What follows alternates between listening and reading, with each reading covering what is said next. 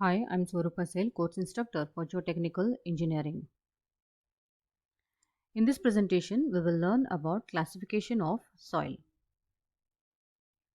There are various classification systems for soil. First one is particle size classification. Second is texture classification. Third is Highway Research Board, that is HRB classification. Fourth is Unified Soil Classification System, which is USCS. And last one is Indian Standard Classification System, which is represented as ISCS. First one is particle size classification system. Soils are arranged according to grain sizes. There are various grain sizes available. Those are gravel, sand, silt, and clay, and these are the terms which are used to indicate the grain sizes. These terms are used as designation of particle sizes. They usually do not signify naturally occurring soil types because natural occurring soil types are a mixture of particles of different sizes. IS classification of grain size according to IS 1498-1970 is gravel size ranges above 4.75 mm. It can be either fine or coarse grained. And particle size for sand varies between 4.75 to 0.075. Size between 4.75 to 2 mm is referred to as coarse sand, and from 2 to 0.425 mm is referred to as medium sand, and the sand size from 0.425 to 0.075 mm is referred to as fine sand. Silt size varies from 0.075 mm to 0.002 mm, whereas clay particles will have size less than 0.002 mm. Second is textural classification. Here we can see a triangle on which the silt size is represented here on the base, and on the sides we have got clay sizes and sand size. And the type of soil is represented here: clay, sandy clay loam, silty clay loam, sandy loam, and silty loam. And here it is silt, here it is sand, and here it is loamy sand. Like now, for example, if it is mentioned that the soil contains 30% sand, so 30% will fall over here. So this point represents 30% of sand. Second is 30% silt. So 30% silt is over here. And next is 40% clay. So 40% clay will be over here. So we need to project all these 3 points and check out the meeting point. So 30% sand, 30% silt, and 40% clay will meet at a point, and the type of soil is referred to as clay because here this portion is represented for clay. Next is Highway Research Board, that is HRB classification. It is based on both the particle size composition and plasticity characteristics. It is used for pavement construction. There are 7 primary groups like A1, A2, A3, A4 and so on till A7.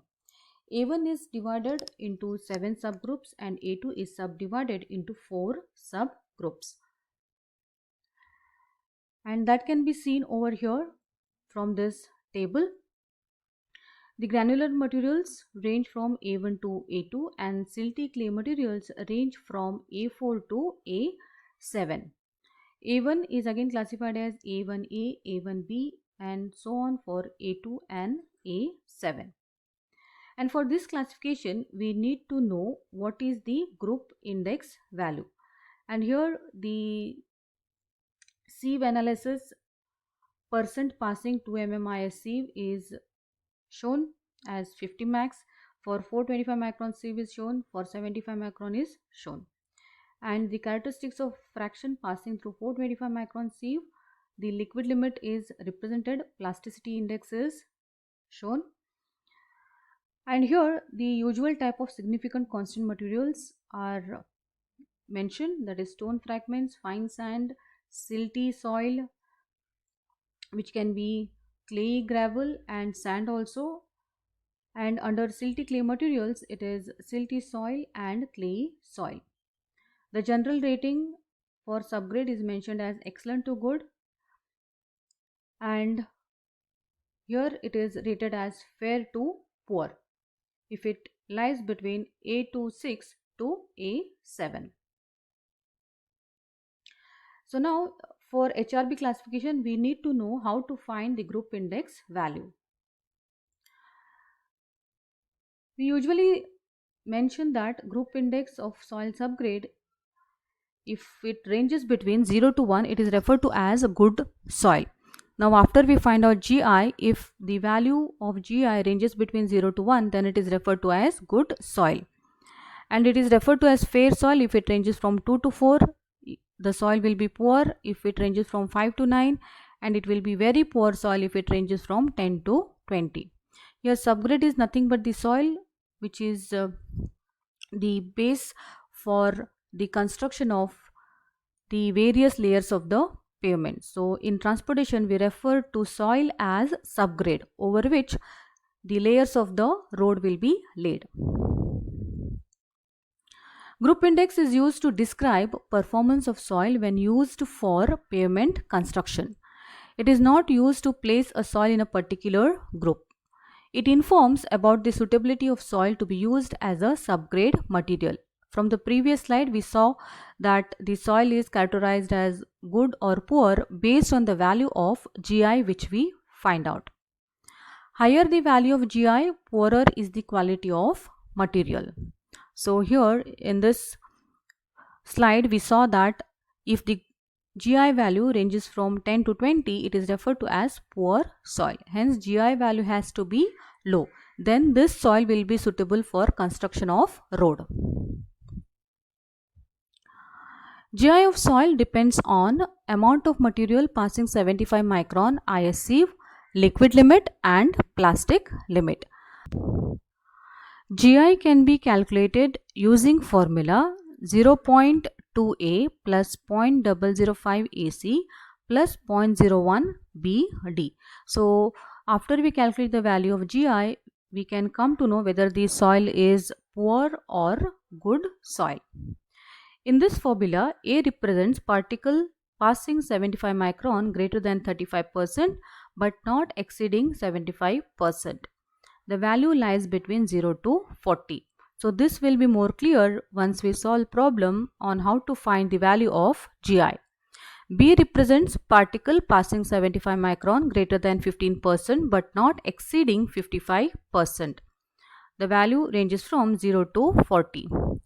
C is the value of liquid limit greater than 40% but not exceeding 60%, and the value ranges from 0 to 20.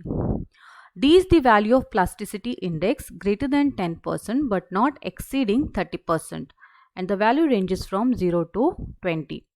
The minimum value of group index is 0 and maximum value is 20, which we saw from the slide in which the soil was classified based on the type of group index. It is not the classification, it is just the indication of the soil whether it is good or poor. Thank you.